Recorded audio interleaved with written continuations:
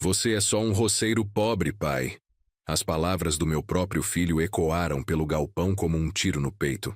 Eu sorri, peguei meu chapéu velho de palha e fiz uma ligação que mudaria nossa família para sempre. Em 30 dias, ele descobriu que aquele roceiro pobre controlava um império de 120 milhões de reais. E essa foi apenas a primeira surpresa que preparei para quem me subestimou a vida inteira. Justiça precisa ser restaurada, e arrogância precisa ser punida. Você não vai acreditar no que fiz depois. Antes de continuar, se inscreva no canal e deixe nos comentários de onde você está nos assistindo. A história que você vai ouvir hoje vai te fazer repensar tudo sobre julgamentos precipitados. Meu nome é João Batista dos Santos, tenho 62 anos e sempre vivi na mesma fazenda onde nasci, no interior de Goiás. Minha vida inteira foi marcada pela terra vermelha, pelo cheiro de gado e pelo trabalho duro desde antes do sol nascer. Minha esposa, Maria da Conceição, morreu há 8 anos, deixando apenas eu e nosso único filho, Lucas. Lucas sempre foi diferente de mim. Desde pequeno, olhava para as plantações com uma cara de nojo, como se a terra fosse algo sujo que manchava sua dignidade.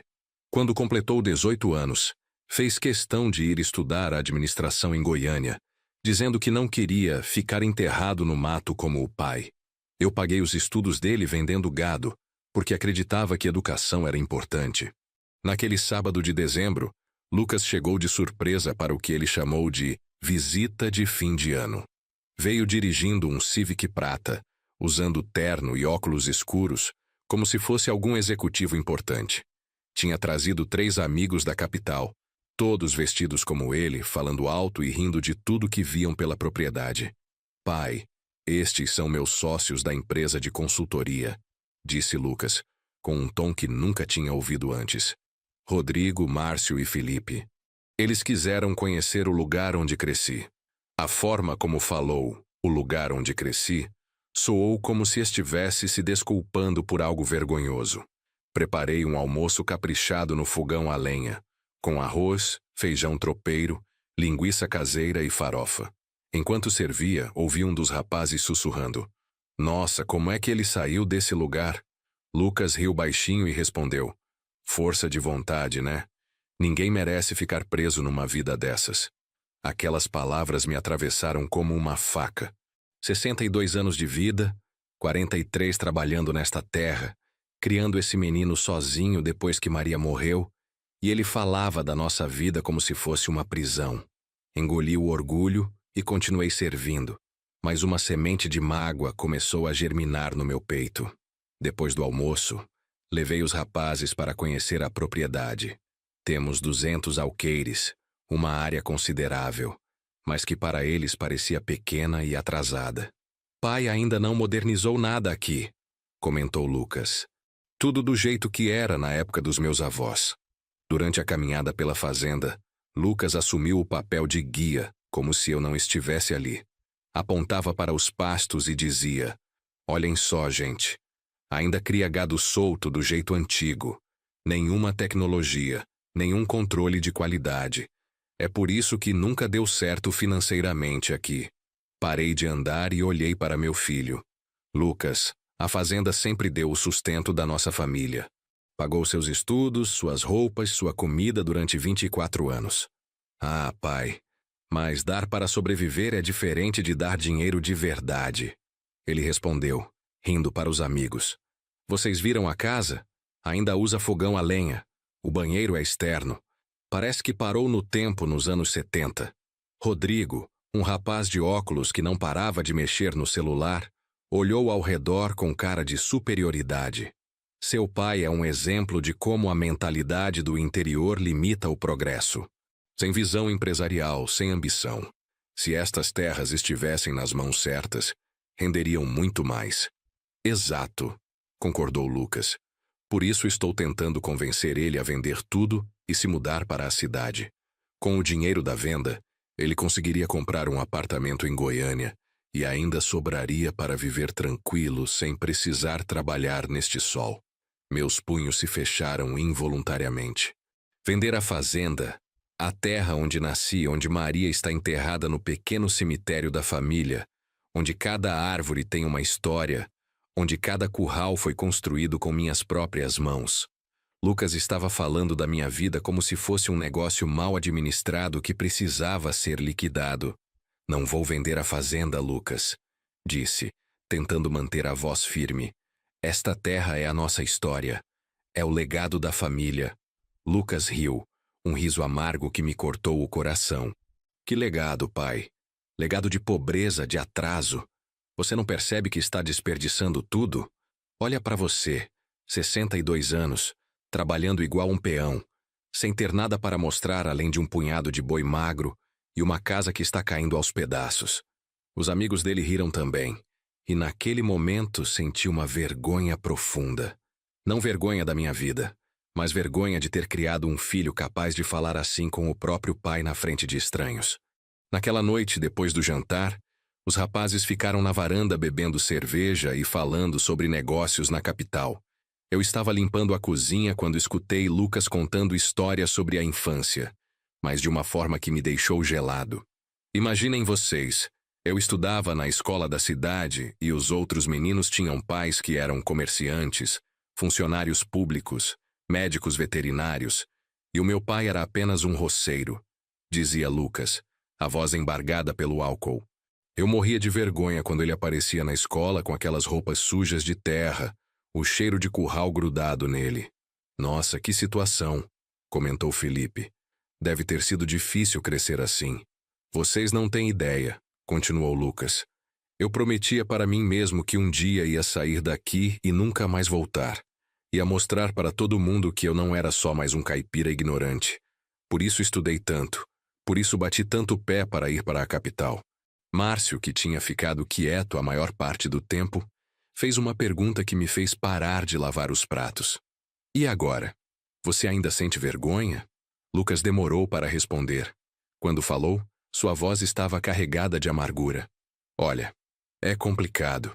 Eu amo o velho, mas ele não entende que o mundo mudou. Ele ainda vive como se fosse 1970. Recusa qualquer mudança, qualquer modernização. É teimoso, orgulhoso e, pior de tudo, é conformado com essa vida de pobreza. Pobreza como assim? Perguntou Rodrigo. Cara, olha ao redor. A casa não tem nem ar-condicionado. O carro dele é uma F1000 do ano 2005. Ele usa a mesma roupa há 10 anos. A conta do banco dele deve ter no máximo uns 15 mil reais esse tanto. Ele é literalmente um roceiro pobre que não consegue enxergar além do nariz. Aquelas palavras caíram sobre mim como uma avalanche. Meu próprio filho, o menino que eu havia criado sozinho depois que Maria morreu, estava me descrevendo para estranhos como um fracassado, um roceiro pobre, um homem sem visão, sem ambição, sem valor. Subi para o quarto com o coração partido, mas também com algo novo crescendo dentro do peito, a determinação de mostrar para Lucas exatamente quem era seu roceiro pobre de pai. Na manhã seguinte, acordei antes do sol, como sempre faço há 40 anos. Lucas e os amigos ainda dormiam depois da bebedeira da noite anterior. Sentei na varanda com meu café preto e comecei a planejar uma lição que meu filho jamais esqueceria. O que Lucas não sabia, o que ninguém da família sabia, era que nos últimos 10 anos eu havia transformado silenciosamente nossa propriedade em um império. Tudo começou em 2013, quando um engenheiro da Eletrobras apareceu na fazenda querendo arrendar 20 alqueires para instalar painéis solares. Na época, Lucas estava no 2º ano da faculdade e raramente vinha nos visitar. O engenheiro explicou que nossa região tinha uma das melhores incidências solares do estado e que eles pagariam 15 mil reais por mês pelo arrendamento de 20 anos. Eu aceitei, mas pedi sigilo total. Não queria que a notícia se espalhasse pela cidade. 2 anos depois, chegou a Cargill interessada em arrendar 80 alqueires para a plantação de soja. Como nossa terra fica numa região privilegiada, com acesso direto à rodovia e solo fértil, eles ofereceram 25 mil reais por mês. De novo, aceitei com cláusula de confidencialidade. Em 2017, Soube que o governo estadual havia aprovado a construção de uma nova rodovia que passaria exatamente na divisa da nossa propriedade. Isso valorizaria imensamente nossos terrenos. Procurei discretamente um advogado especializado em direito imobiliário e registrei todos os nossos títulos de propriedade, incluindo uma área de mata nativa que valia uma fortuna para a preservação ambiental. No ano passado, uma empresa de logística ofereceu R$150 mil mensais para construir um centro de distribuição em 50 alqueires da fazenda. Eram contratos de 20 anos, todos registrados em cartório, todos com cláusulas que me garantiam reajustes anuais e participação nos lucros. Somando tudo, 15 mil da energia solar, 25 mil da soja, 150 mil do centro de distribuição, mais os lucros do gado que continuava criando, nos 50 alqueires restantes.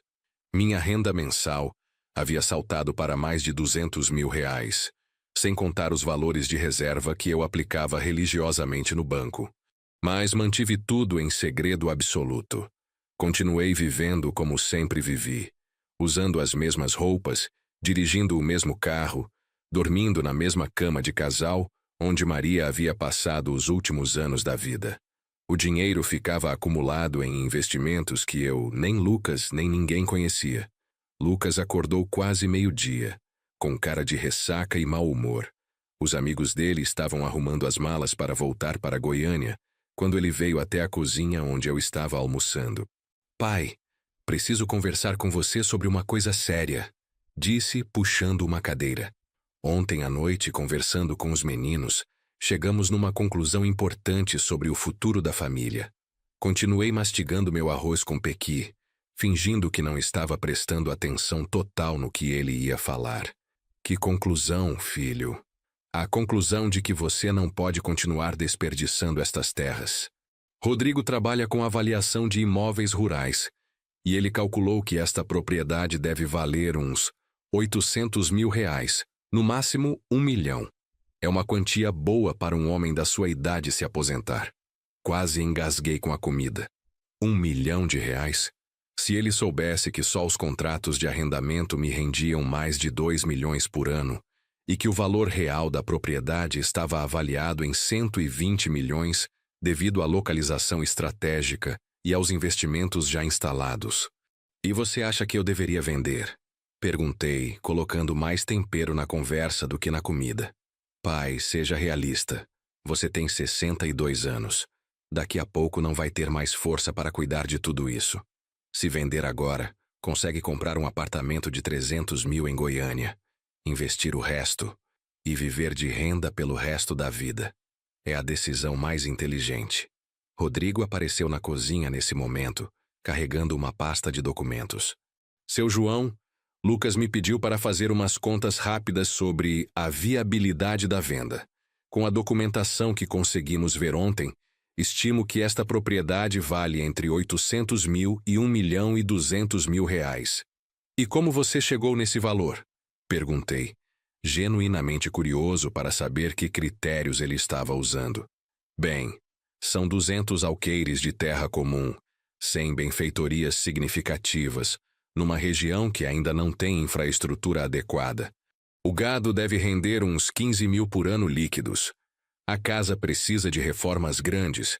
Considerando tudo isso, é um valor justo." Lucas bateu na mesa com entusiasmo. "Pai, o Rodrigo pode intermediar a venda para a gente. Ele conhece investidores interessados em terras rurais. Em 6 meses, você estaria livre desta vida de sacrifício." Livre desta vida de sacrifício. Era assim que meu filho via 43 anos de trabalho honesto, de construção de um patrimônio sólido, de preservação da memória da família. Um sacrifício do qual ele queria me libertar, vendendo por 1/10 do valor real.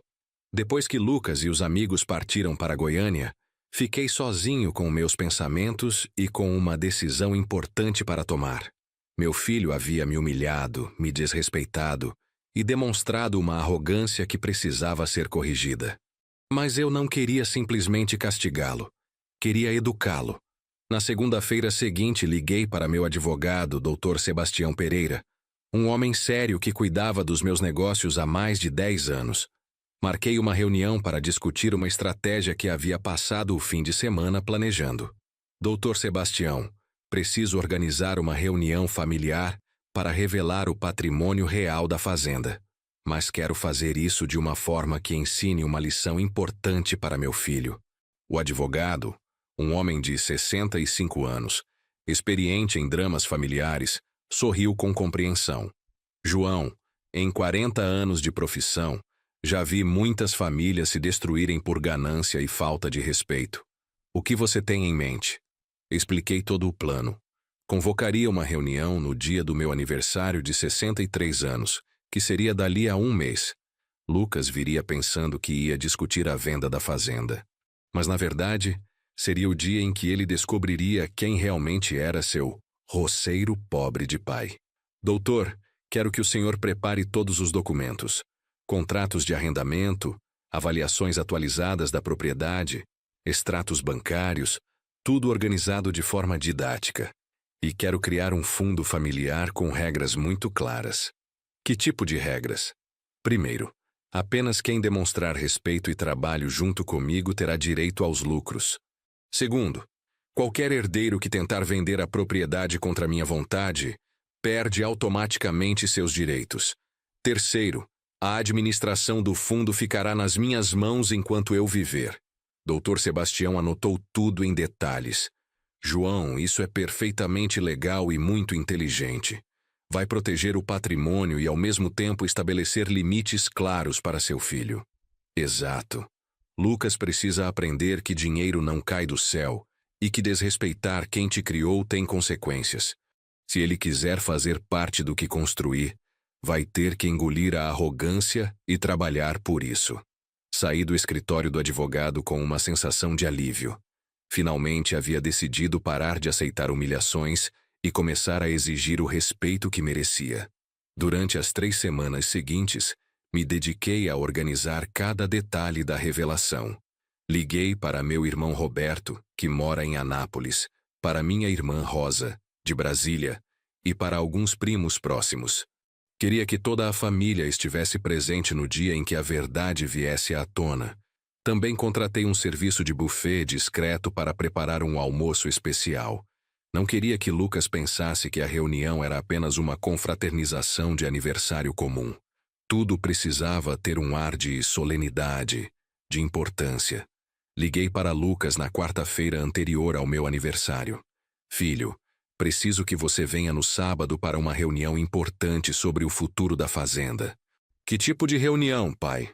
A voz dele soou animada, provavelmente pensando que eu havia decidido vender a propriedade. Vou explicar pessoalmente. Só posso adiantar que tem a ver com a conversa que tivemos mês passado. Traga aqueles seus amigos se quiser. Principalmente o Rodrigo, que entende de avaliação de imóveis.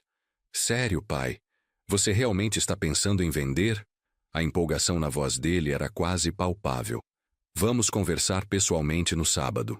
Ah, e Lucas, vai ser no Galpão Grande às 14h. Vista roupa social. Vai ter algumas pessoas importantes presentes. Desliguei o telefone sorrindo pela primeira vez em semanas. Lucas havia mordido a isca completamente. Devia estar planejando como gastaria o dinheiro da venda, imaginando que, finalmente, convencera o pai teimoso a se desfazer da propriedade. Na sexta-feira, Dr. Sebastião veio até a fazenda com uma maleta cheia de documentos organizados. Ficamos até tarde revisando cada papel, cada contrato, cada número. O patrimônio total, incluindo os valores dos arrendamentos e o valor de mercado atual das terras, chegava exatamente a R$ 121.600.000. João, seu filho vai ter um choque quando souber destes números, disse o advogado. Você tem certeza de que quer fazer assim? Doutor Sebastião, meu filho me chamou de roceiro pobre na frente dos amigos dele. Disse que eu era um conformado, sem visão, sem ambição. Chegou até a sentir vergonha de mim na época da escola. Acredita numa coisa dessas? O advogado balançou a cabeça com indignação. Quantos pais não dariam a vida pelos filhos e recebem ingratidão em troca? Você está certo, João. Respeito se ensina com firmeza. Sábado, 16 de janeiro, meu aniversário de 63 anos. Acordei às 5 da manhã, nervoso como um noivo no altar. Havia passado a noite inteira ensaiando mentalmente o discurso que faria quando chegasse a hora da revelação. Às 8 da manhã, minha família começou a chegar. Roberto veio com a esposa e os 2 filhos. Rosa trouxe o marido e a filha adolescente. Os primos apareceram aos poucos, todos curiosos sobre o motivo da reunião formal. Havia pelo menos 20 pessoas circulando pela casa quando Lucas chegou. Ele desceu do Civic usando terno azul marinho, gravata vermelha e sapatos sociais que provavelmente custaram mais que minha roupa inteira. Rodrigo, Márcio e Felipe vieram atrás dele, também vestidos como executivos importantes. Pai, feliz aniversário! Lucas me abraçou com um sorriso largo. Então, chegou o grande dia? Vamos finalmente resolver a situação da fazenda? Vamos sim, filho. Vamos resolver muitas coisas hoje. Minha voz saiu mais séria que eu pretendia, mas Lucas não pareceu notar. Durante o almoço, as conversas giravam em torno de negócios e investimentos. Lucas estava claramente ansioso, olhando o relógio constantemente, mal conseguindo se concentrar na comida. Rodrigo fazia comentários sobre o mercado imobiliário rural, preparando o terreno para o que imaginavam ser uma negociação de venda. Às 2 da tarde, todos se dirigiram ao galpão grande que eu havia decorado especialmente para a ocasião. Cadeiras organizadas em semicírculo, uma mesa no centro com os documentos cobertos por um pano branco e um projetor que pedi emprestado para um amigo. Dr. Sebastião chegou pontualmente, carregando sua pasta de couro e cumprimentando a família com a seriedade apropriada para a ocasião. Lucas sussurrou para os amigos. É o advogado. Agora vai. Quando todos se acomodaram, me posicionei na frente da mesa, com o coração batendo mais forte que um boi no pasto. Era a hora de mostrar para meu filho quem realmente era João Batista dos Santos. Pessoal, obrigado por estarem aqui hoje. 63 anos é uma idade que nos faz pensar no futuro, no legado que vamos deixar, e principalmente nos valores que tentamos ensinar para nossos filhos. Lucas se mexeu na cadeira, provavelmente imaginando que eu ia fazer um discurso emocional antes de anunciar a venda. Antes de falar sobre o futuro, preciso contar para vocês uma história sobre o presente. Continuei, caminhando lentamente na frente do grupo. Uma história sobre julgamentos precipitados, sobre aparências que enganam e sobre o perigo da arrogância. Lucas franziu a testa, percebendo que o rumo da conversa não era exatamente o que ele esperava.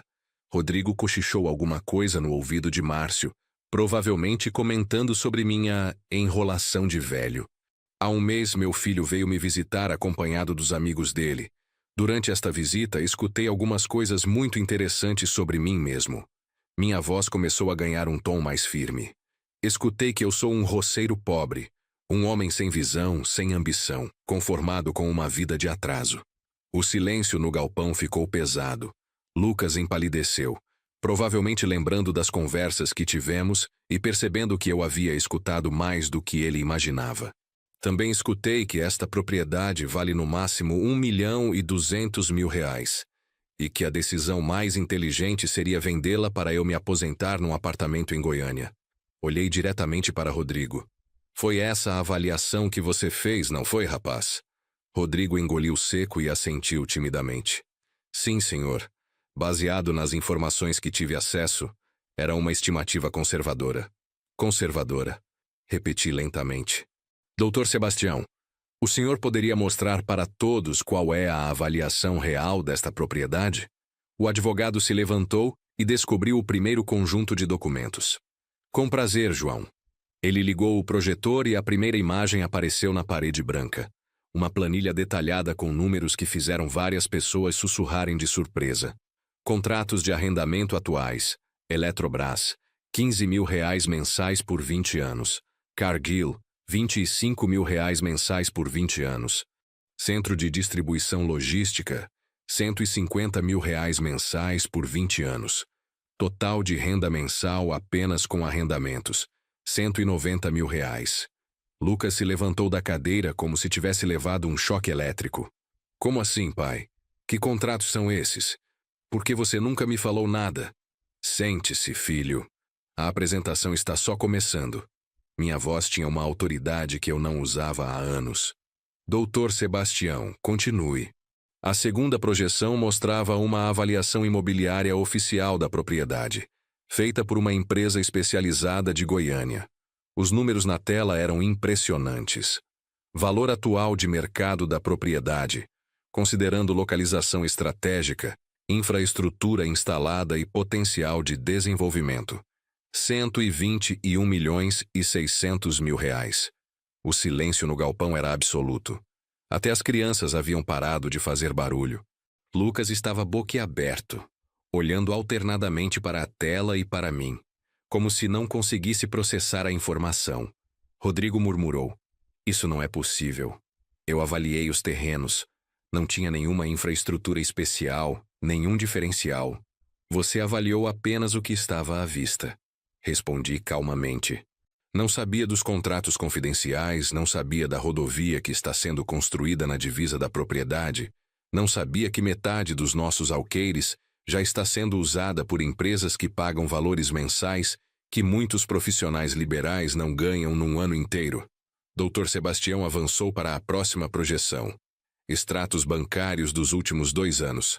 Renda líquida anual dos arrendamentos, R$ 2.400.000. Aplicações financeiras acumuladas, R$ 8.200.000. Patrimônio total líquido, R$ 129.800.000. Minha irmã Rosa soltou um grito de surpresa. Roberto ficou de pé, incrédulo. Os amigos de Lucas estavam com as bocas abertas, parecendo peixes fora d'água. Mas foi a reação do meu filho que mais me chamou a atenção. Lucas estava tremendo, literalmente tremendo, olhando para mim como se fosse a primeira vez que me via na vida. "Pai", sua voz saiu rouca. "Por que você nunca me contou nada disso? Por que me deixou achando que éramos pobres? Por que, filho, você nunca perguntou sobre os negócios da fazenda? Você apenas assumiu que seu pai era um fracassado ignorante." Caminhei até ficar bem na frente dele. "Você assumiu que alguém que trabalha com as mãos não pode ter inteligência para fazer investimentos. Assumiu que alguém que usa roupa simples não pode ter dinheiro no banco." As lágrimas começaram a escorrer pelo rosto de Lucas. "Pai, eu não sabia." "Não, filho. Você não quis saber. Agora", continuei voltando para a frente do grupo, "vamos falar sobre o futuro deste patrimônio e sobre as regras que vão governar sua administração." Dr. Sebastião pegou outro conjunto de documentos. João decidiu criar um fundo familiar com regras muito específicas para proteger este patrimônio e garantir que seja administrado com responsabilidade. A terceira projeção mostrou as regras do fundo. Regra número 1. Apenas descendentes que demonstrarem respeito ao patriarca e participação ativa nos negócios familiares terão direito aos lucros do fundo. Regra número 1. Qualquer tentativa de venda da propriedade principal contra a vontade do administrador resultará na exclusão automática do fundo. Regra número 3. A administração permanecerá com João Batista dos Santos enquanto ele estiver em plenas faculdades mentais e físicas. Regra número 4. Desrespeito público ao administrador ou aos valores familiares resultará na suspensão dos direitos por período a ser determinado.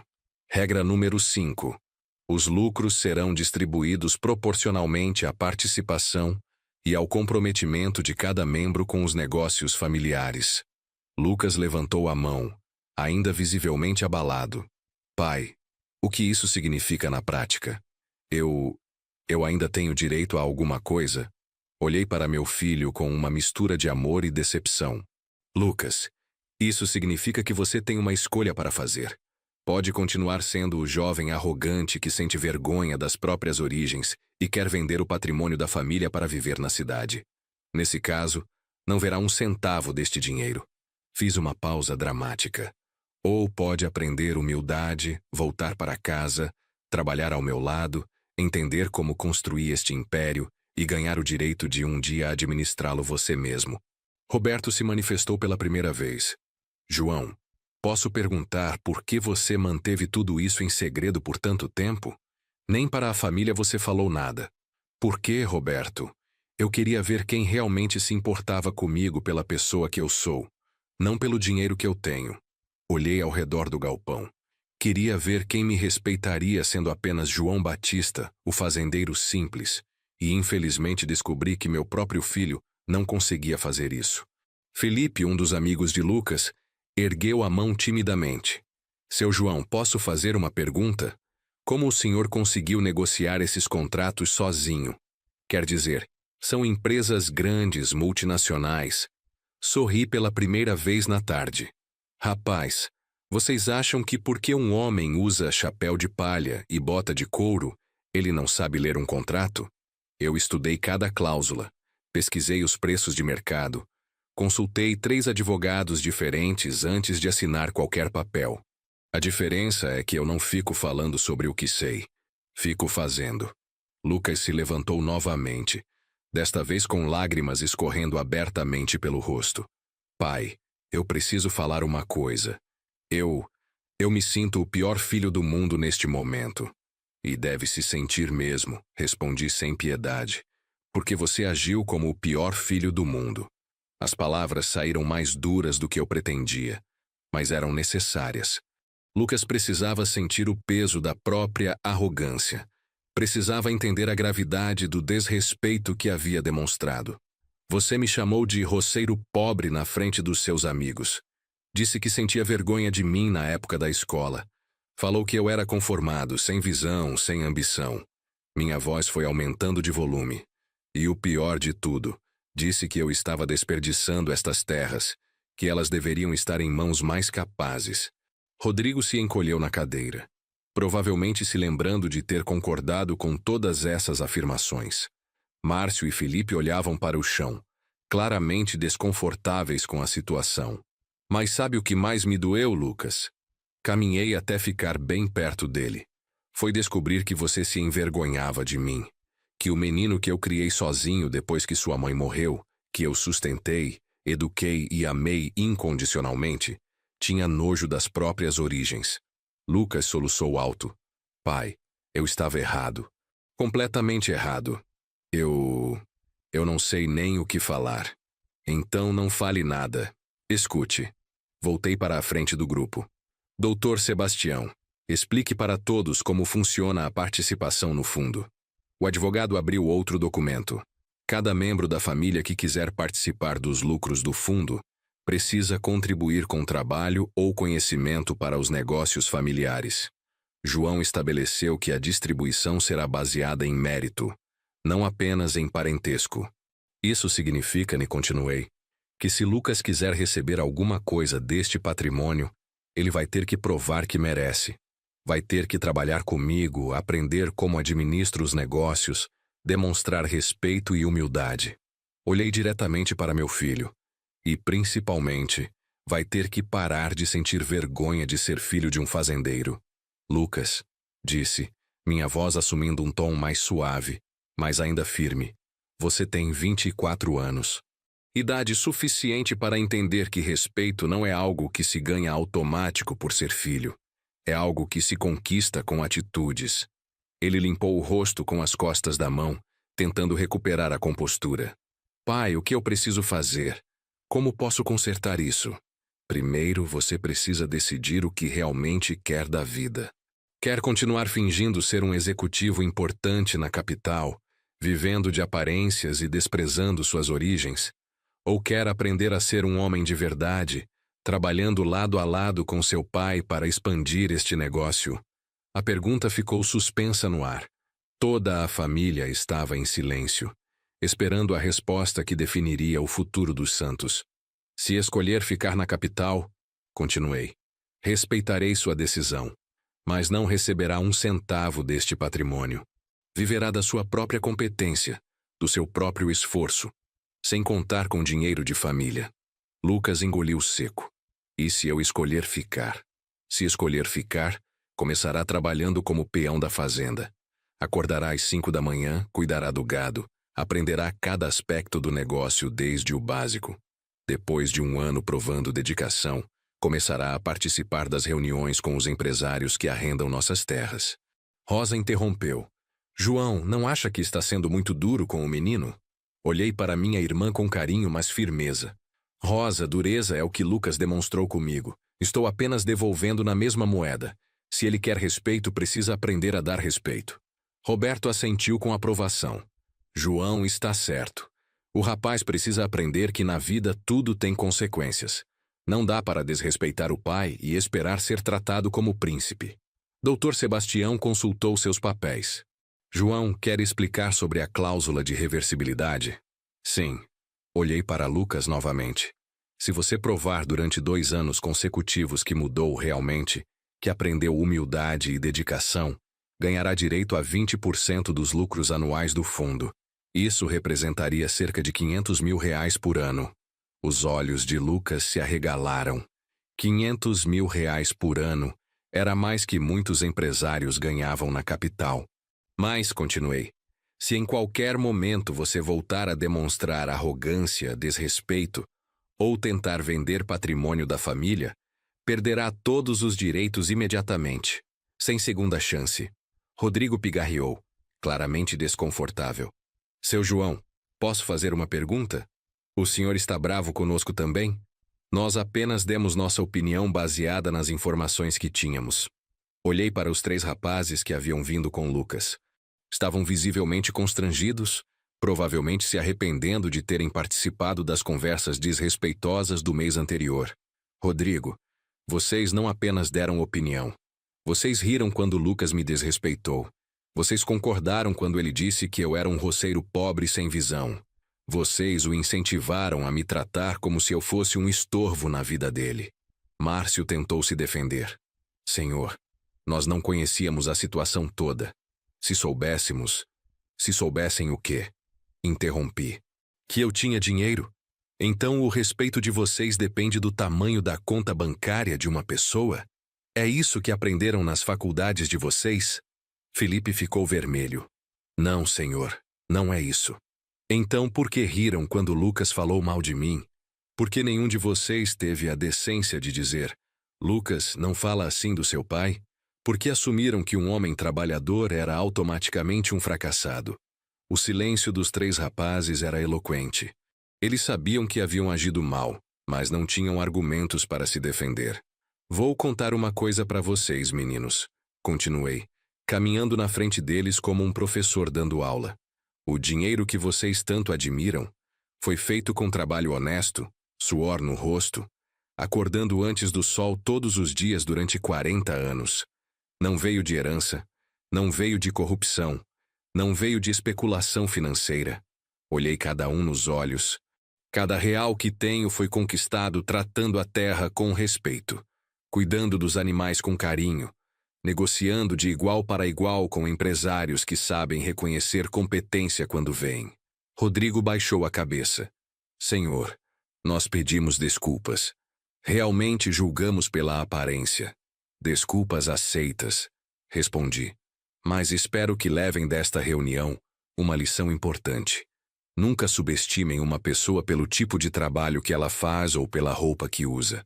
Inteligência e caráter não têm a ver com diploma universitário. Lucas olhou para os amigos com uma expressão que nunca havia visto antes. Vergonha. Talvez pela primeira vez na vida, ele estava vendo os colegas através dos meus olhos, percebendo o quanto eram superficiais e preconceituosos. Pai, Lucas falou levantando-se lentamente. Posso conversar com o senhor em particular por alguns minutos? Olhei para o grupo reunido. Pessoal, vamos fazer uma pausa de 15 minutos. Aproveitem para conhecer melhor os painéis solares que ficam atrás do galpão.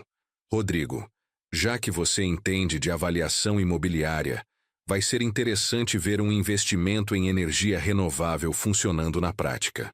Lucas me acompanhou até a varanda da casa, onde nos sentamos nos mesmos bancos onde ele havia me desrespeitado um mês atrás. A diferença na postura dele era impressionante. Cabeça baixa, mãos tremendo levemente, voz embargada. Pai, eu não consigo parar de pensar numa coisa. Começou. Durante todos esses anos, enquanto eu estava na faculdade falando mal da nossa vida, O senhor estava construindo um império. Enquanto eu sentia vergonha das nossas origens, o senhor estava provando que era mais inteligente que qualquer empresário da capital. Deixei ele falar, observando como as palavras saíam com dificuldade, como se cada frase doesse na garganta. A coisa mais difícil de engolir é saber que eu passei anos julgando o senhor como fracassado, quando, na verdade, eu é que sou o fracassado. Tenho 24 anos. Dependo financeiramente dos outros.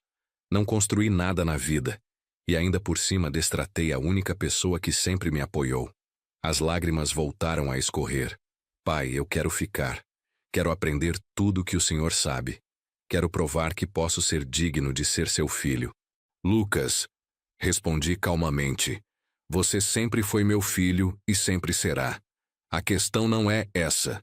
A questão é: você consegue realmente mudar? Consegue acordar às 5 da manhã todos os dias? Consegue trabalhar no sol quente cuidando de gado?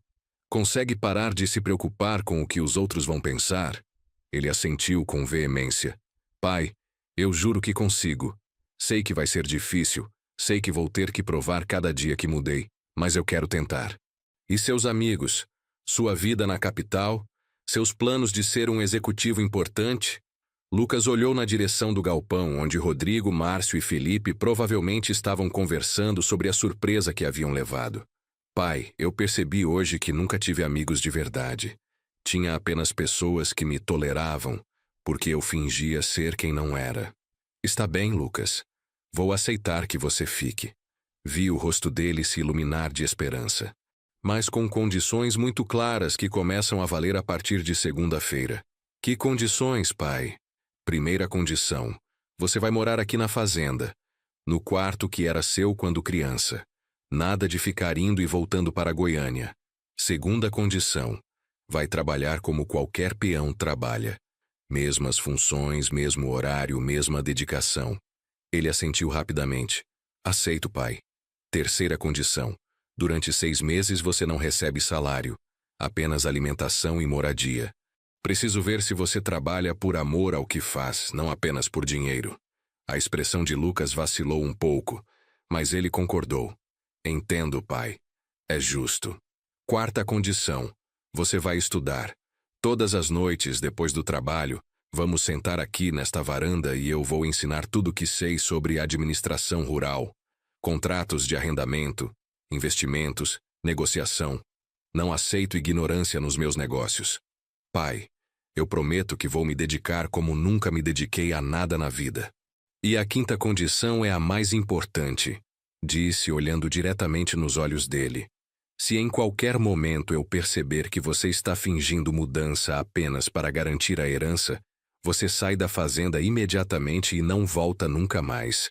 Não aceito teatro na minha casa. Lucas engoliu seco. Pai, eu entendo. E eu juro pela memória da minha mãe que não vou decepcionar o senhor de novo. A menção a Maria me tocou profundamente. Ela sempre acreditou que Lucas era um bom menino, apenas perdido pela influência da cidade grande. Talvez ela estivesse certa. Então está decidido. Segunda-feira às 5 da manhã você começa a nova vida. Estendi a mão para ele. Bem-vindo de volta para casa, filho. Ele apertou minha mão com força e pela primeira vez em anos, senti que estava abraçando realmente meu filho, não um estranho arrogante que compartilhava meu sangue. Voltamos para o galpão onde o restante da família ainda estava discutindo animadamente sobre a revelação do patrimônio. As conversas pararam quando entramos. Pessoal, anunciei. Lucas decidiu voltar para casa. Vai trabalhar comigo na administração dos negócios familiares. Rosa foi a primeira a se manifestar, levantando-se para abraçar Lucas. Que bom, menino. Finalmente você voltou à razão. Seu pai sempre foi um homem trabalhador e inteligente. Só você não enxergava isso. Roberto deu tapinhas nas costas do sobrinho. Lucas, você tomou a decisão certa. João construiu algo muito sólido aqui. Se você realmente aprender com ele, vai ter um futuro garantido. Os primos também cumprimentaram Lucas. Mas eu percebi nos olhares que alguns estavam calculando se a volta do filho significaria menos dinheiro para o resto da família no futuro. É natural. Patrimônio grande sempre desperta cobiça. Dr. Sebastião organizou os papéis. Então, João, vamos oficializar a entrada de Lucas no fundo familiar? Ainda não, doutor, respondi. Lucas precisa provar que merece primeiro. Por enquanto, ele é apenas um funcionário da fazenda. Os direitos de herdeiro ele vai conquistar com trabalho. Rodrigo se aproximou timidamente. Seu João, nós vamos voltar para Goiânia agora. Mais uma vez pedimos desculpas pelo mal-entendido. Se um dia o senhor precisar de algum serviço de avaliação ou consultoria na capital, estaremos à disposição. Rodrigo, respondi com um meio sorriso. Vocês aprenderam hoje que não se deve avaliar um livro pela capa. Espero que levem essa lição para a vida profissional de vocês. Márcio adicionou. Senhor, nós ficamos muito impressionados com sua estratégia de negócios. Construir um patrimônio desse tamanho mantendo discrição total, isso é genialidade pura. Não é genialidade, meninos. É prudência. Dinheiro ostentado é dinheiro perdido. Quem fica falando sobre o que tem, geralmente tem menos do que fala. Quem realmente tem, não precisa provar para ninguém. Felipe fez a última pergunta antes de partir.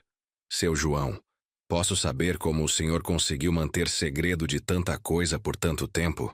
Não foi difícil? Felipe, o segredo não foi mantido por maldade. Foi mantido por necessidade. Eu queria descobrir quem gostava de mim pela pessoa que eu sou, não pelo dinheiro que eu tenho. Olhei para Lucas. Infelizmente descobri que até meu próprio filho havia esquecido quem eu realmente era. Os 3 rapazes se despediram com muito mais respeito do que haviam demonstrado na primeira visita. Era visível que a revelação havia mudado completamente a percepção que tinham sobre trabalhadores rurais. Depois que todos foram embora, Lucas e eu ficamos sozinhos na varanda, contemplando o pôr do sol sobre os pastos.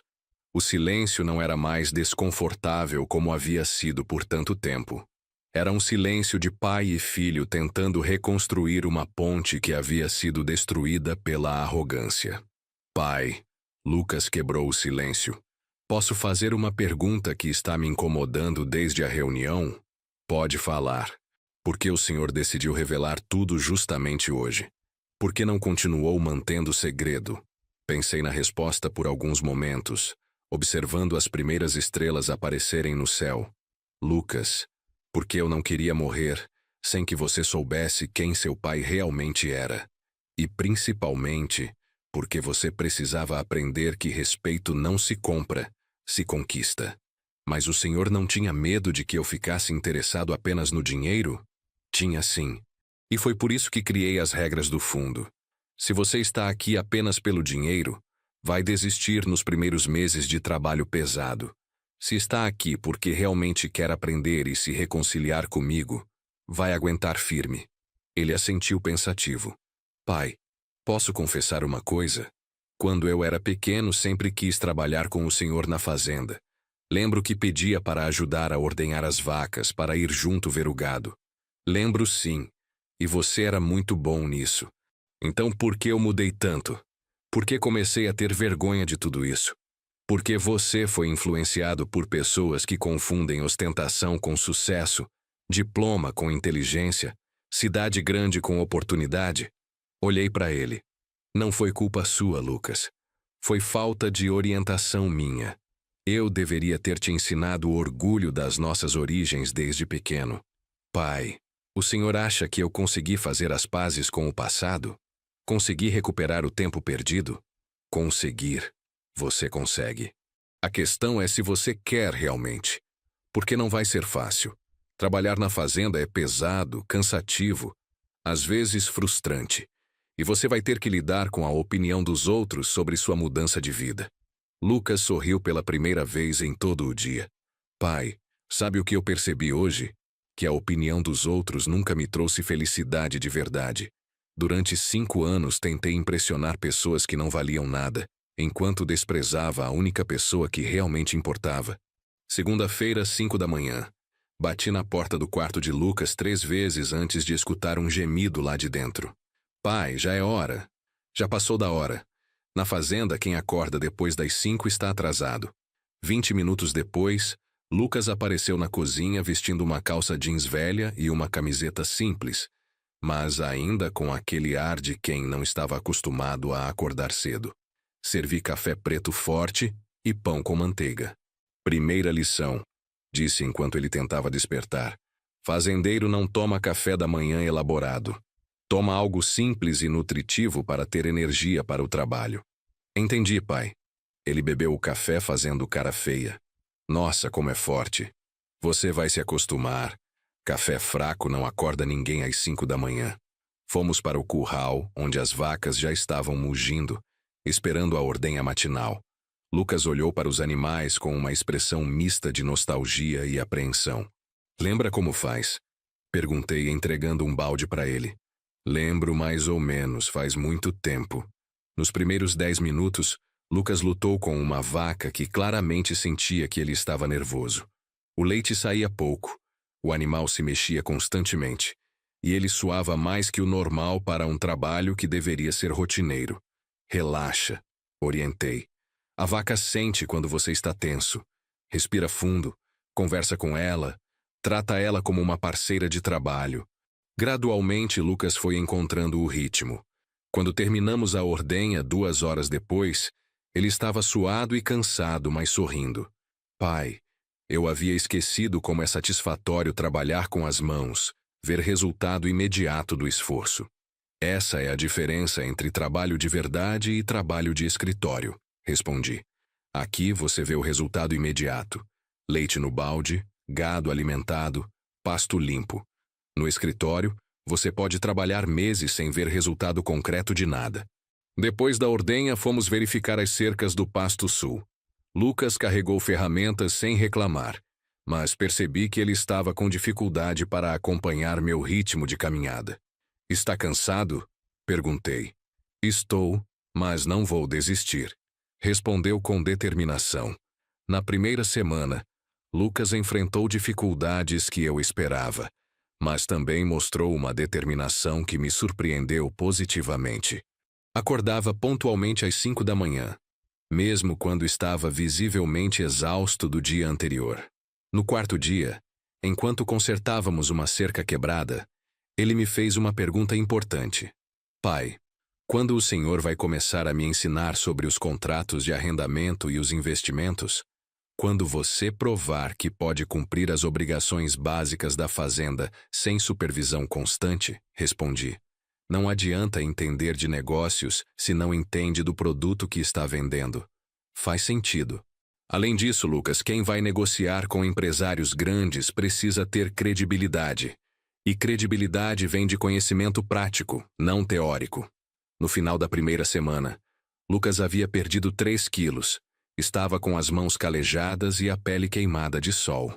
Mas também estava dormindo melhor que havia dormido em anos, e falava com um entusiasmo que eu não via desde que ele era criança. Pai, disse no sábado à noite, posso te contar uma coisa estranha? Eu estou mais feliz agora, trabalhando pesado na fazenda, do que estava na capital fingindo ser executivo. Por que acha que é estranho? Porque durante anos eu achei que felicidade tinha a ver com status, com impressionar os outros, com ter dinheiro para gastar em coisas supérfluas. E agora eu percebo que felicidade tem a ver com propósito, com fazer algo que tem significado, com estar em paz com quem você realmente é. Naquela noite comecei a ensinar para Lucas as primeiras lições sobre administração rural, como calcular o custo de produção do gado, como planejar a rotação de pastagens, como negociar preços no mercado. A primeira regra dos negócios, expliquei, é conhecer seus números. Se você não sabe exatamente quanto custa para produzir, não consegue definir um preço justo para vender. Lucas anotava tudo em um caderno, fazendo perguntas inteligentes que mostravam que estava realmente interessado em aprender. Pai, como o senhor aprendeu tudo isso sozinho? Nunca fez curso de administração, nunca teve consultor. Aprendi errando, filho, errando e persistindo. E, principalmente, aprendi conversando com pessoas que sabiam mais que eu, independente da formação que elas tinham. No final do primeiro mês, aconteceu uma situação que testou realmente a mudança de Lucas. Estávamos na cidade comprando ração quando encontramos Rodrigo, o amigo que havia avaliado nossa propriedade erroneamente. Lucas, Rodrigo chamou surpreso. O que você está fazendo aqui? Pensei que tinha voltado para Goiânia depois daquela reunião. Lucas olhou para mim, depois para Rodrigo, e respondeu com naturalidade. Estou morando na fazenda, trabalhando com meu pai. Decidi aprender o negócio da família. Sério? Rodrigo parecia incrédulo. Mas e a empresa de consultoria? E seus planos na capital? Os planos mudaram. Lucas respondeu simplesmente. Descobri que prefiro trabalho de verdade a ficar fingindo ser o que não sou. Rodrigo olhou para as roupas simples de Lucas, para suas mãos calejadas, e fez um comentário que eu sabia que seria crucial. Nossa, cara, você realmente virou caipira mesmo. Que desperdício de formação universitária. Por um momento vi Lucas hesitar. A palavra caipira havia sido dita com o mesmo tom de desprezo que ele costumava usar para se referir a mim. Era o teste definitivo. Ele sentiria vergonha de novo ou defenderia suas escolhas? Rodrigo. Lucas respondeu com firmeza. Eu descobri que ser caipira é muito mais honroso que ser um fajuto da cidade grande. Estou aprendendo negócios reais com um homem que construiu um patrimônio de mais de 100 milhões sendo caipira. Você, com toda a sua formação, conseguiu avaliar nossas terras em menos de 1% do valor real. O silêncio foi constrangedor. Rodrigo ficou vermelho, murmurou alguma desculpa e saiu rapidamente da loja. Lucas olhou para mim com um sorriso. Pai, acho que passei no teste. Passou sim, filho, e com louvor. Naquela tarde, decidi que era hora de começar a ensinar para Lucas os aspectos mais complexos dos nossos negócios. Ele havia provado que a mudança era real, não teatral.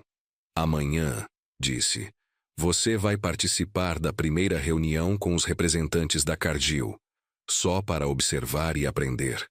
Mas é um passo importante. Os olhos dele brilharam de emoção. Sério, pai? Já posso participar das reuniões? Pode, mas lembre-se, você vai apenas observar e aprender. Não vai falar nada, não vai dar opinião, não vai tentar impressionar ninguém.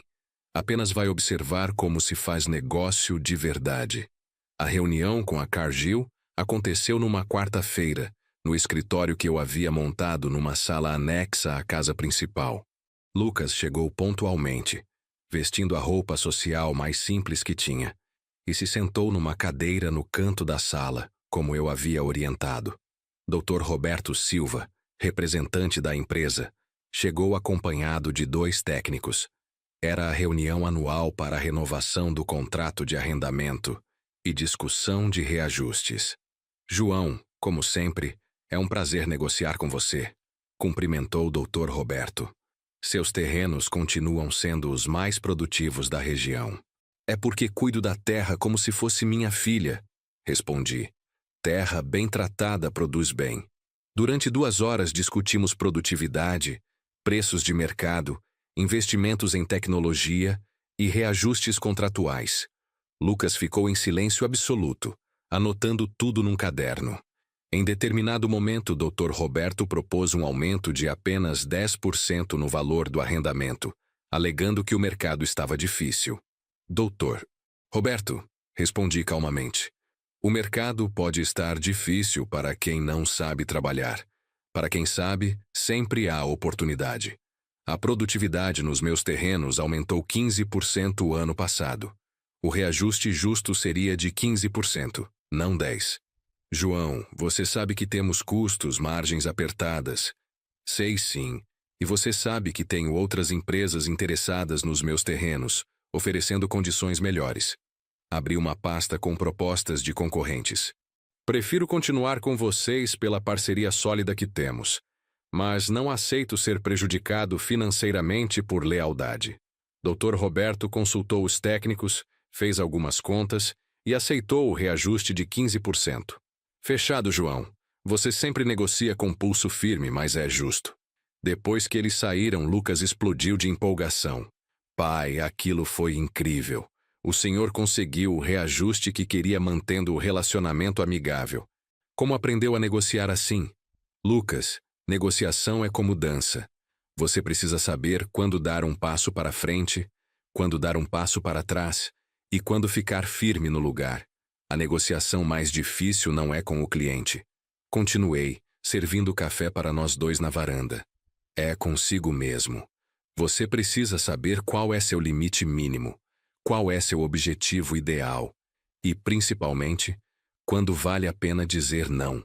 Lucas anotava cada palavra como se fosse ouro. Pai, como o senhor soube que eles aceitariam os 15%? E se eles tivessem recusado? Então eu teria deixado eles irem embora. Lucas, nunca negocie com medo.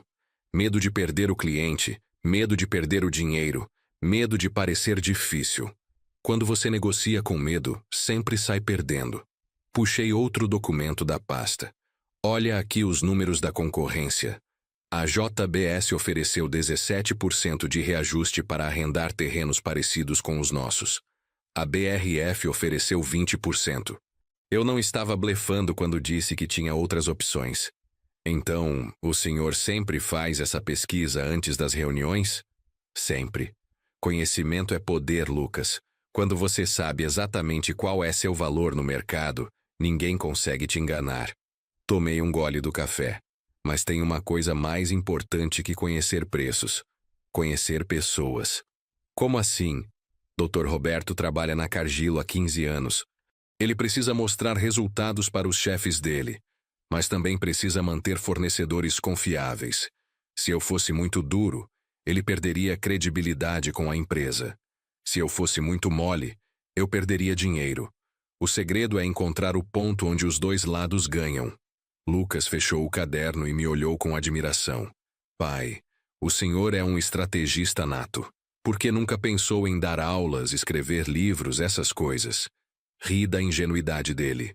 Filho, quem sabe fazer, faz. Quem não sabe fazer, ensina. Eu prefiro fazer e ensinar apenas para você, que é minha continuação neste mundo. Naquela tarde, Lucas me acompanhou para visitar os painéis solares.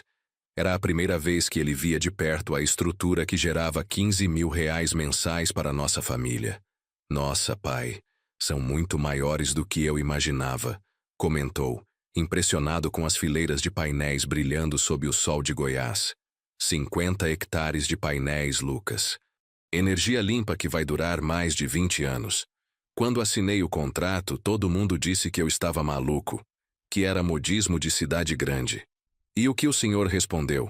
Respondi que maluco era quem deixava o sol bater na terra de graça todos os dias, sem aproveitar para ganhar dinheiro com isso. No segundo mês de trabalho de Lucas, recebemos uma visita inesperada. Era uma quinta-feira de manhã quando um Corolla prata parou na frente de casa.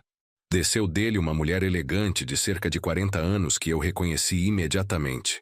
Professora Márcia, que havia sido diretora da escola onde Lucas estudou. Seu João! Ela cumprimentou com surpresa. Que alegria encontrá-lo. Estava passando pela região e resolvi dar uma paradinha para matar a saudade. Professora Márcia, sempre bem-vinda aqui. Respondi cordialmente. Aceita um café? Aceito sim. E o Lucas? Como está? Deve estar em Goiânia, formado, bem-sucedido. Lucas apareceu nesse momento vindo do curral com as roupas sujas de trabalho e o chapéu de palha na cabeça. Professora Márcia ficou visivelmente confusa. Lucas, é você mesmo? Ela perguntou incrédula. Oi, professora Márcia. Ele cumprimentou naturalmente. Que surpresa boa. Mas você não estava formado em administração? Trabalhando na capital? Lucas olhou para mim, depois para ela, e respondeu com tranquilidade. Estava, professora. Mas descobri que meu lugar é aqui, aprendendo os negócios da família com meu pai. A expressão da professora mudou completamente. Era visível que ela estava chocada, provavelmente pensando que Lucas havia regredido na vida. Filho, mas você tem tanto potencial, uma formação universitária. Por que voltar para o interior? A pausa antes da palavra interior foi eloquente. Mesmo uma educadora respeitada como ela, carregava os preconceitos comuns sobre a vida rural. Professora, Lucas respondeu com paciência. Eu descobri que potencial não tem a ver com localização geográfica.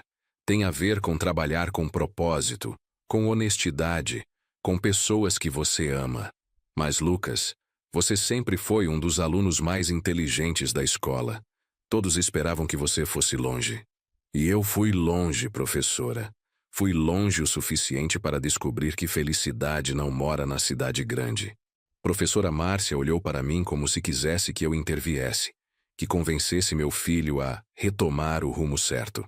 Professora, eu disse calmamente, Lucas está tomando suas próprias decisões como homem adulto que é, e está aprendendo lições que nenhuma universidade ensina.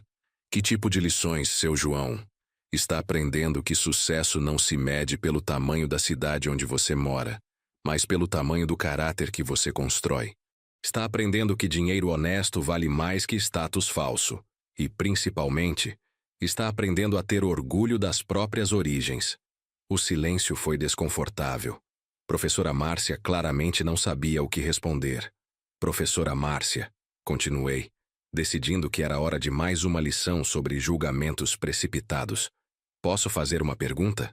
Qual era a sua opinião sobre mim quando Lucas estudava na sua escola? Ela hesitou, claramente desconfortável. Bem, seu João, você sempre foi um pai dedicado, presente nas reuniões. Isso não foi o que eu perguntei. Eu perguntei qual era a sua opinião sobre mim, sobre minha inteligência, minha capacidade, meu potencial como pessoa. O constrangimento dela era evidente. Seu João, eu sempre respeitei muito o senhor. Professora, vou facilitar a conversa. A senhora achava que eu era apenas mais um roceiro simples, sem educação formal, incapaz de orientar meu filho para um futuro melhor. Não achava? Lucas observava a conversa com interesse, percebendo onde eu queria chegar. Seu João, eu nunca desrespeitei. Não disse que desrespeitou. Perguntei se a senhora me via como uma pessoa limitada, sem visão de mundo, sem capacidade intelectual. Ela baixou a cabeça. Talvez eu tivesse alguns preconceitos. Reconheço isso. Ótimo. Agora me deixe contar uma coisa para a senhora. Fui até a casa e trouxe uma pasta com os documentos dos nossos negócios. Lucas, pode explicar para a professora qual é a situação financeira atual da nossa família? Lucas sorriu e começou a explicar os contratos de arrendamento, os investimentos, o valor patrimonial da propriedade. Com cada número que ele citava, os olhos de professora Márcia se arregalavam mais. 120 milhões de reais? Ela repetiu incrédula. Isso mesmo, professora. Lucas confirmou. Construído por um homem que a senhora considerava limitado intelectualmente. Mas como é possível que eu não soubesse disso? Porque a senhora, como muitas pessoas, confunde diploma com inteligência. Respondi. Confunde fala bonita com competência. Confunde roupa cara com sucesso.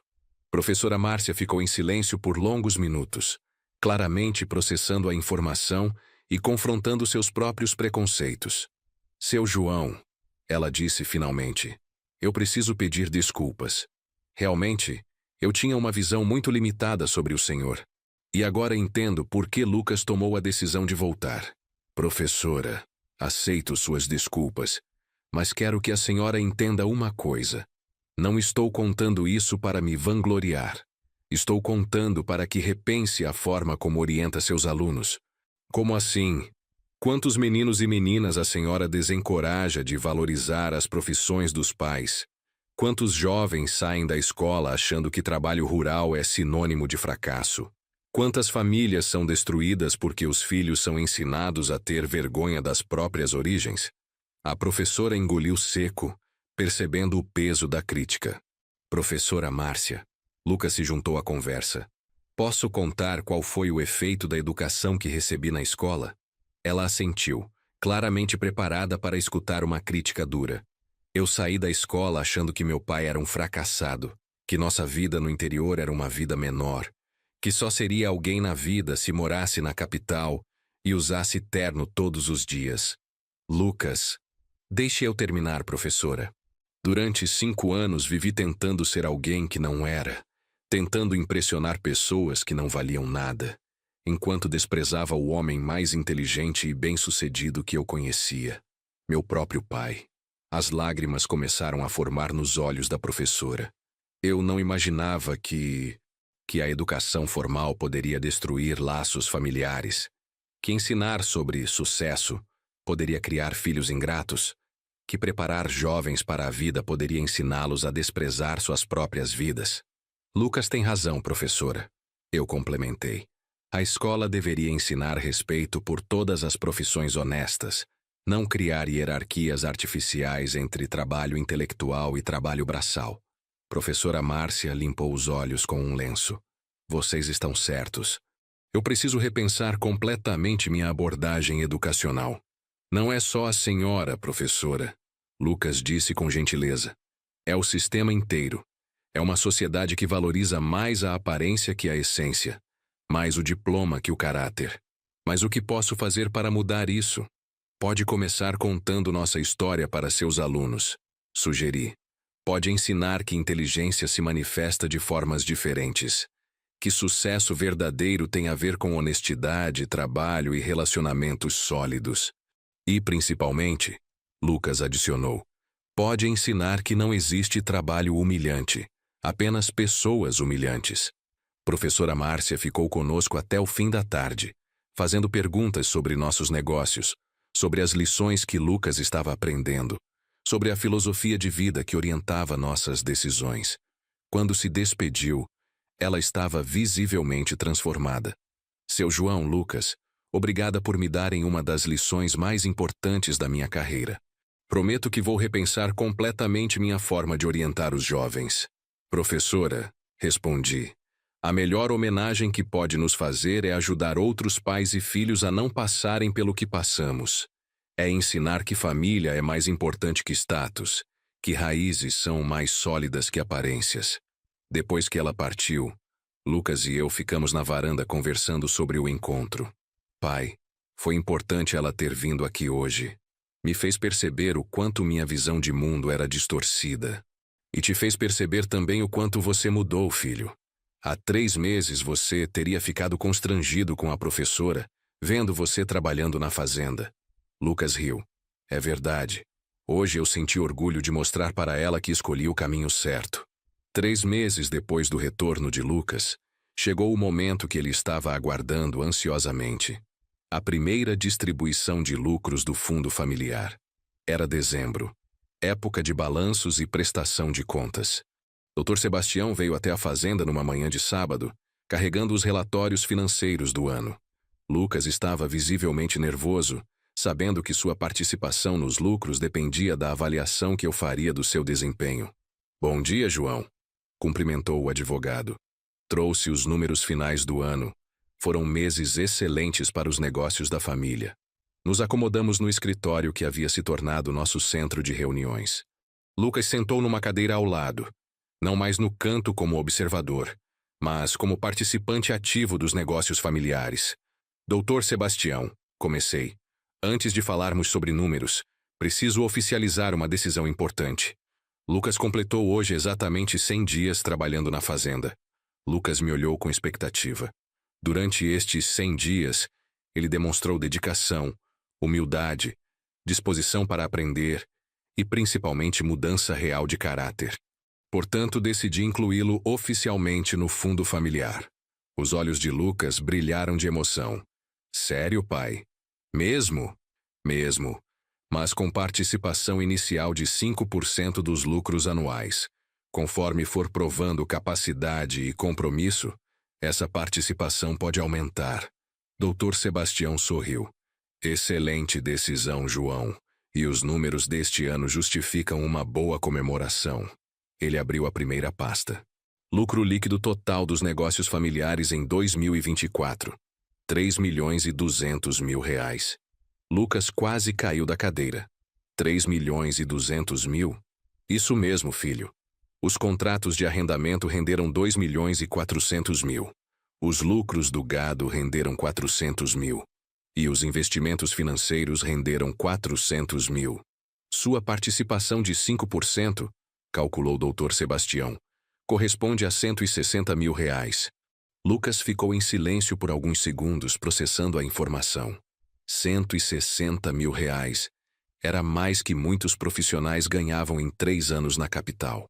Pai, ele disse com voz embargada, eu não mereço tanto dinheiro. Trabalho aqui há só 3 meses. Lucas, você não vai receber por trabalhar 3 meses. Vai receber por ter mudado de vida, por ter escolhido a família, por ter aprendido humildade. Além disso, continuou o Dr. Sebastião, João estabeleceu que metade desse valor deve ser reinvestida obrigatoriamente nos negócios familiares. Você receberá R$80 mil em dinheiro e 80 mil serão aplicados em seu nome no fundo. Isso significa, expliquei, que você está começando a construir seu próprio patrimônio, mas de forma responsável e planejada. Lucas se levantou e me abraçou com força. Pai, não sei nem o que dizer. Há 1 ano eu estava na capital ganhando R$2 mil por mês e achando que era o máximo. E agora? Agora eu entendo que dinheiro é consequência. Consequência de trabalho honesto, de decisões corretas, de relacionamentos sólidos. Com Lucas oficialmente integrado aos negócios, chegou a hora de discutirmos os planos de expansão para o próximo ano. Era janeiro, época ideal para planejamento estratégico. Filho, comecei durante nosso café matinal. Chegou a hora de você participar ativamente das decisões de crescimento da empresa familiar. Que tipo de decisões, pai? Temos uma proposta para arrendar mais 50 alqueires para uma empresa de logística. Seria um contrato de 15 anos, R$200 mil mensais. Os olhos de Lucas se arregalaram. 200 mil por mês? Isso é R$2.400.000 por ano. Exato. Mas precisamos analisar os prós e contras. O que você pensa sobre isso? Lucas pegou um caderno e começou a anotar. Nos últimos meses, havia desenvolvido o hábito de documentar tudo, de fazer listas, de analisar sistematicamente cada situação. Prós: renda mensal muito alta, contrato de longo prazo, empresa sólida no mercado. Começou a enumerar. Continue. Contras: perderíamos 50 alqueires de pasto para o gado, teríamos movimento pesado de caminhões na propriedade e... Ele hesitou. E o quê? E talvez estejamos crescendo rápido demais, pai. Será que conseguimos administrar tanta coisa ao mesmo tempo? Sorri com orgulho. A pergunta mostrava maturidade, prudência, visão estratégica. Excelente observação, Lucas. Qual seria sua recomendação? Minha recomendação seria aceitar o contrato, mas com 2 condições. Primeiro, que eles construam uma estrada de acesso independente para não atrapalhar nosso gado. Segundo, que o contrato tenha cláusula de revisão de preços a cada 3 anos. E onde colocaríamos o gado que está nesses 50 alqueires? Lucas pensou por alguns minutos.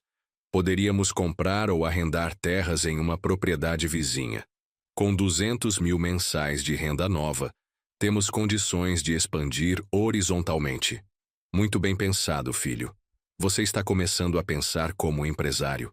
Naquela tarde, ligamos para os representantes da empresa de logística e marcamos uma reunião para a semana seguinte. Seria a primeira negociação importante em que Lucas participaria ativamente. Lucas, orientei. Durante a reunião, você vai observar mais que falar. Mas, quando tiver certeza sobre algum ponto, pode se manifestar. Confio no seu julgamento. Pai, não vou decepcionar o senhor. Prometo. Filho, você já me decepcionou uma vez na vida quando me desrespeitou. Desde que voltou para casa, só tem me dado orgulho. Naquela noite, ficamos até tarde estudando contratos similares, pesquisando preços de mercado, analisando a solidez financeira da empresa interessada. Pai, Lucas disse quando já era quase meia-noite. Posso fazer uma pergunta pessoal? Claro. O senhor se arrepende de ter passado tantos anos mantendo segredo sobre o patrimônio da família? Pensei cuidadosamente antes de responder. Não me arrependo, Lucas. Se eu tivesse revelado antes, talvez você nunca tivesse aprendido humildade. Talvez nunca tivesse valorizado o trabalho honesto. Talvez tivesse se tornado apenas mais um jovem rico e arrogante. E se eu não tivesse voltado? Se tivesse escolhido ficar na capital depois da revelação? Então eu teria respeitado sua escolha e dividido o patrimônio apenas com o restante da família. Mas no fundo do coração, sempre acreditei que você voltaria. Por quê? Porque você é filho da Maria da Conceição. E ela era uma mulher de caráter sólido, incapaz de criar um filho sem valores verdadeiros. A reunião com a empresa de logística aconteceu numa terça-feira, no nosso escritório. Chegaram 3 representantes, o diretor regional, um engenheiro e um advogado. Lucas estava nervoso, mas preparado. Senhor João, cumprimentou o diretor, é um prazer conhecer pessoalmente o proprietário das terras mais bem localizadas da região. O prazer é meu. Este é meu filho Lucas, que participa ativamente da administração dos negócios familiares. Lucas cumprimentou todos com firmeza, demonstrando a confiança que havia desenvolvido nos últimos meses. Durante 2 horas, discutimos todos os aspectos do contrato: valores, prazos, responsabilidades, cláusulas especiais. Lucas fez anotações detalhadas e, para minha satisfação, fez perguntas inteligentes sobre logística e impacto ambiental. Em determinado momento, o advogado da empresa propôs uma cláusula que me incomodou. Eles queriam exclusividade sobre futuras expansões na região. Essa cláusula é inaceitável, declarei. Não vou limitar nossas oportunidades futuras por um contrato, mesmo que seja vantajoso. Senhor João, o diretor tentou argumentar, é uma cláusula padrão para proteger nossos investimentos na região. Lucas se manifestou pela primeira vez. Com todo respeito, senhores, mas exclusividade é uma via de mão dupla. Se vocês querem exclusividade sobre futuras oportunidades, deveriam oferecer garantias exclusivas sobre pagamentos e prazos. O silêncio na sala foi total. Todos olharam para Lucas, surpresos com a maturidade da observação. Que tipo de garantias? Perguntou o advogado. Pagamento antecipado de 6 meses, seguro-garantia sobre todo o período do contrato e cláusula de indenização se houver rescisão antecipada por parte de vocês. Olhei para meu filho com orgulho imenso. Em poucos meses, ele havia aprendido a negociar com a firmeza e inteligência necessárias para proteger nossos interesses. Depois de 1 hora de discussão adicional, chegamos a um acordo. Contrato de 15 anos, R$220 mil mensais, 20 mil a mais que a proposta inicial, pagamento antecipado de 3 meses, sem cláusula de exclusividade. Quando eles saíram, Lucas estava radiante. Pai, conseguimos! E ainda por cima, melhoramos as condições. Conseguimos não, Lucas. Você conseguiu. Aquela observação sobre exclusividade foi genial. Aprendi com o melhor professor, ele respondeu me abraçando. Naquela tarde, ligamos para Dr. Sebastião para oficializar o novo contrato. Com essa adição, nossa renda mensal passaria de 190 mil para 410 mil reais. João, disse o advogado, com essa nova renda, vocês entrarão definitivamente no seleto grupo dos maiores proprietários rurais do estado. Doutor Sebastião, respondi, dinheiro é importante, mas não é o mais importante. O mais importante é que consegui recuperar meu filho e formar um parceiro de negócios em quem confio plenamente. Lucas estava emocionado. Pai, prometo que nunca mais vou decepcionar o senhor. E prometo que vou cuidar deste patrimônio como se fosse minha própria vida. Filho, este patrimônio agora é sua vida também. E mais que isso, é seu futuro e o futuro dos seus filhos. 6 meses depois, numa manhã de domingo, Lucas e eu estávamos na varanda tomando café e observando o movimento da fazenda. O centro de distribuição estava em plena construção. Os painéis solares brilhavam sob o sol matinal e o gado pastava tranquilamente nos campos verdes. Pai, Lucas disse, quebrando o silêncio contemplativo, posso falar uma coisa que tenho pensado muito ultimamente? Claro, filho. Fale à vontade. Eu fico imaginando como seria minha vida hoje, se o Senhor não tivesse tido coragem de me confrontar naquele dia, se tivesse deixado eu continuar com minha arrogância, meu desrespeito, minha ignorância sobre quem realmente sou. Sorri, lembrando do garoto perdido que havia voltado para casa há quase 1 ano.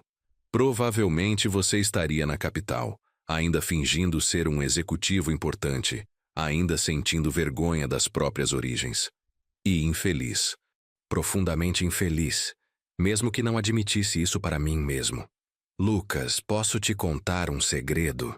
Durante todos esses anos em que você estava longe, eu rezava todas as noites para que um dia você voltasse para casa.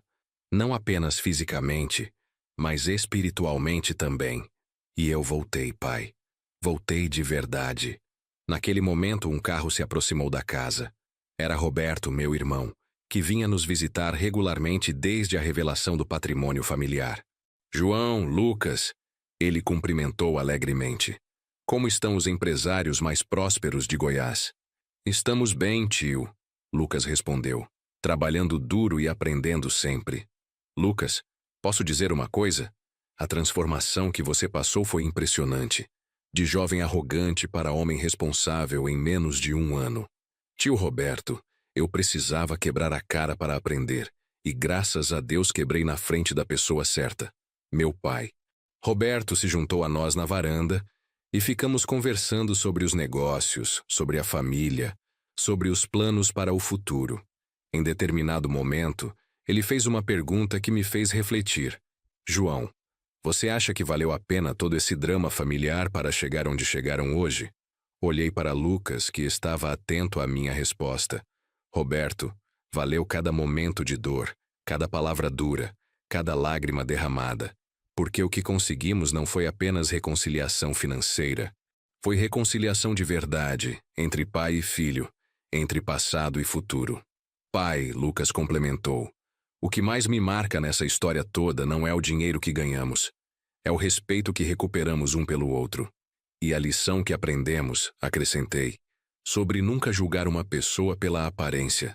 Nunca subestimar alguém pelo tipo de trabalho que faz. Nunca desprezar as próprias origens. Quando Roberto partiu, Lucas e eu ficamos novamente sozinhos na varanda. O sol estava se pondo, pintando o céu de Goiás com tons dourados que emolduravam perfeitamente nossa propriedade. Pai, Lucas disse, obrigado por não ter desistido de mim. Obrigado por ter tido paciência para me ensinar o valor do trabalho honesto. E obrigado por ter me mostrado que ser roceiro não é motivo de vergonha. É motivo de muito orgulho.